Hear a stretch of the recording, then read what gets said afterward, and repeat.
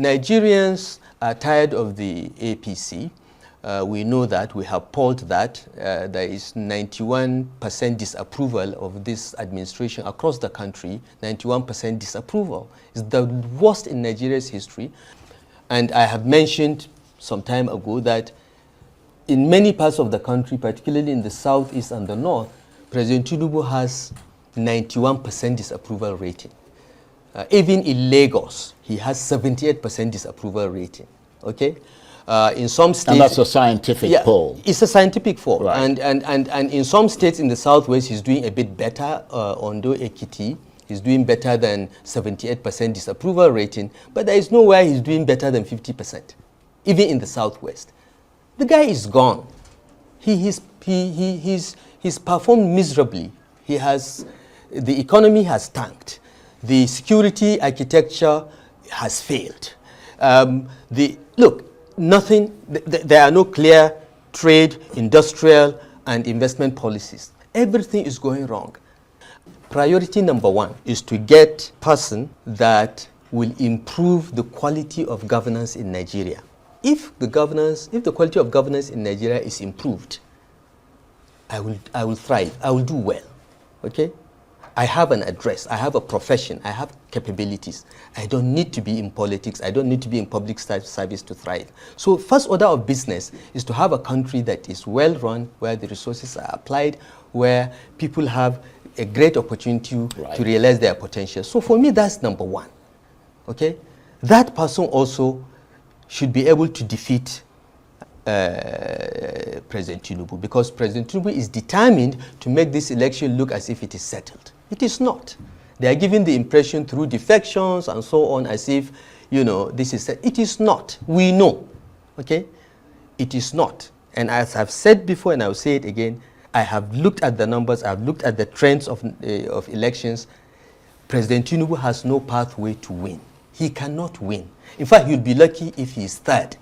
Everybody is saying we have a problem.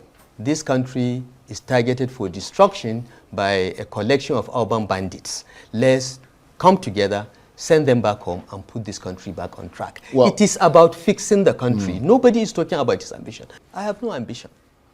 Okay? I just feel that having contributed to bringing about this tragedy to Nigeria by contributing to the emergence of Bola Tinubu as president, I should contribute in my last lap, okay, because I'm 65, I should be retiring. In my last lap, let me You've got a long way to go. Let me contribute towards removing this evil that I believe will destroy Nigeria if left unchecked. Anytime I wake up and I see the Tinubu government inflicting more pain on Nigerians and just bungling governance, the simplest things in governance that I knew when I was DG of BP, these guys can't even get it together. Whenever I see that, I thank God, because I think God saved me. I'm a very lucky person. I think God saved me from the embarrassment of having to explain to be part of this disaster. Okay? So I've never thought twice about it. I never sought to be minister. I was minister 20 years before. That's nothing. Tinubu begged me publicly. The videos are there to serve in his cabinet. He requested me to change my personal life plans. Okay? So those that I say is because he dropped me. How can I be unhappy about something that I never sought, it was actually an imposition on me? I had to change my plans. I had to put my PhD on hold. I had to do many things because of his request. So it has not happened. It has not happened. I'm grateful to God that it has not happened, because I don't have to explain to Nigerians why electricity is this way, the economy is going this way, the exchange rate is going that way, and so on. I don't have to explain that. Right. If you're happy with what is happening, if your life has got better since President Tinubu was sworn in on May 29, 2023, fine. But if not, why not give some other people a chance? When Jonathan was president and Senator Bola Ahmed Tinubu tweets then, as far as security is concerned, the buck stops at the president's desk. You bring that out to him and show him when he tries to say, oh, you know, governor, go and fix your security problem. No, the governor cannot fix security problems because defense, police, security is exclusively federal. As governors, we were chief security officers only in name. Okay, so don't outsource security to the states. Fix it. Hire more boots on the ground, equip them, retool them, and so on. And you know, Charles, for the last 12 months or up to 18 months, every month, 100 billion naira is deducted from the Federation account and sent to the security agencies. Why is there no improvement? In 2024, over 2.2 million Nigerians were abducted. 615,000 were killed. Is Nigeria at war? These numbers are worse than the 8 years of Buhari. In 1 year. This is data from Nigerian Bureau of Statistics. So it's government data. I'm not quoting something out of the air. So for that 100 billion that goes out every month from Federation account without appropriation by the National Assembly, by the way, without appropriation by the state assemblies, because part of the money belongs to the states. So each state assembly is supposed to appropriate that part. So the entire deduction and expenditure is unconstitutional. It's an impeachable offense. But it has been going on for more than 15 months from the last time I checked. So where has that 1.5 trillion gone? What is it being used for? Why is the security situation just getting worse? Why is the government asking communities to protect themselves?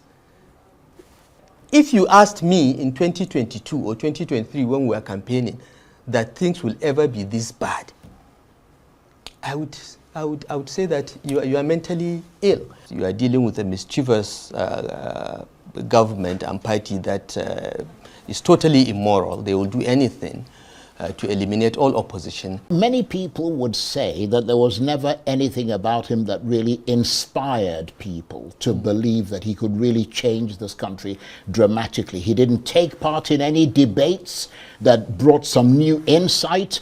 He wasn't particularly charismatic, and many people didn't see anything in his DNA that made him particularly stand out. Was there something about him that you detected that separated him from the pack as far as you were concerned and made you support him so totally in 2023? Okay, so let me respond to that in two steps, okay?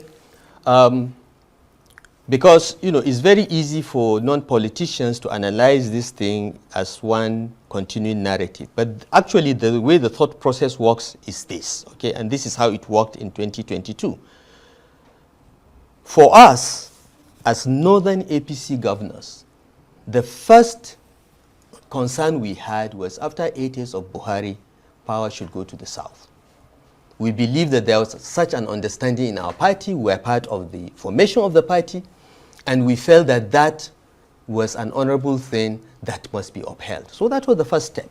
So we didn't start by saying we want A or B to be president. We just said, look, power should go to the south. That was the first step. The second step is, now that power has gone to the south, who do we support that we think will have a chance of winning? Okay? Because you want your party to win. You want to be the party in power. And lots of calculations went into that, and Bola Tinubu became the beneficiary of that. But we didn't start with supporting a candidate. No.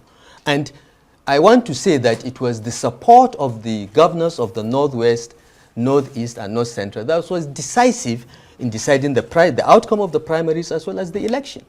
Of course, Bola Tinubu's puppeteers are now denying that. They are saying all kinds of things, and they will learn their lesson in 2027. For me personally, Bola Tinubu was never someone I was close to, even in the party, because in the party I was a Buhari boy. Bola has his boys, Buhari had his boys. We are Buharists, no apologies. So Bola Tinubu never really liked me. We never really got along. The person that I got along with was Baba Akande, and I was his deputy national secretary. We were among the first leaders of the party.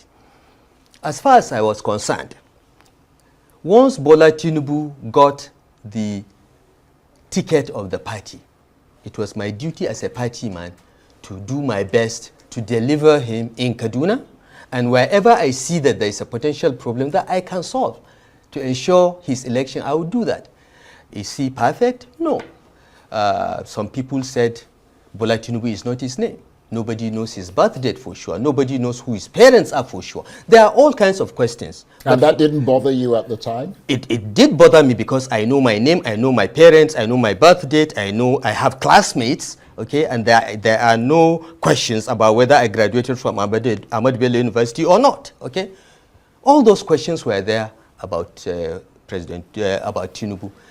We must force free and fair elections on INEC and on Tinubu in 2027. So what are the solutions? Parallel, electronic, real-time, polling unit results transmission, collation and display. Real-time. Parallel to whatever we can get INEC to do. How many polling units do we have in Nigeria? 189,000. Round that off to 200,000. Multiply it by 3. So we have at least 3 polling unit agents per polling unit. And each of these polling unit marshals will enter the results from the polling units. And immediately, election closes on election day. Immediately. I'm not talking about 1 hour later. No. Immediately, election closes, results are counted from the polling unit.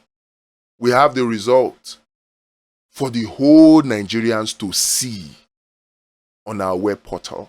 We have it. If we have these 4 solutions in place, it won't matter that Tinubu is 5 in 1. He will lose. And if we don't have these solutions in place, it won't matter that Peter Obi, Rufai, Amechi form the biggest coalition. It won't matter because they will be rigged out. And then they will tell you go to court.